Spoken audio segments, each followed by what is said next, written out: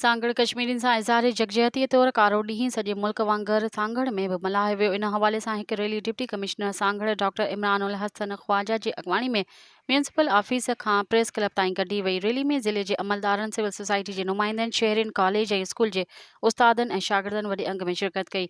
इन मौक़े ते ख़िताब कंदे deputy commissioner Sanghar doctor Imran उल हसन ख्वाजा चयो त 27 अक्टूबर कश्मीरियुनि सां इज़हार यकजहतीअ तौरु हर साल मल्हायो वञे थो।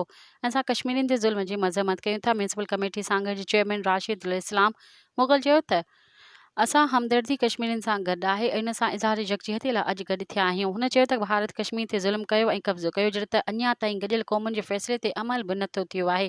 तंहिं बावजूद बि भारत कश्मीरियुनि ते ज़ुल्म करे रहियो आहे। AC सांगड़ फ़हद एजाज़ चयो त कश्मीरियुनि ते गैर क़ानूनी कब्ज़े ख़िलाफ़ ब्लैक डे मल्हाए रहिया आहियूं। कश्मीर जो हल गॾियल क़ौमुनि जे फ़ैसिले तहत थियणु घुरिजे।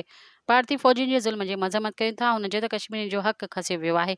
पाकिस्तानी अवाम कश्मीरियुनि सां गॾु आहे। असांजो मुतालबो आहे त कश्मीरियुनि खे हक़ ॾिना वञनि। रैली में ADC 2 मीर हसन नोहड़ी, DHO फैज़ मोहम्मद मरी, डॉक्टर विष्णुमल ऐं ॿियनि शिरकत कई।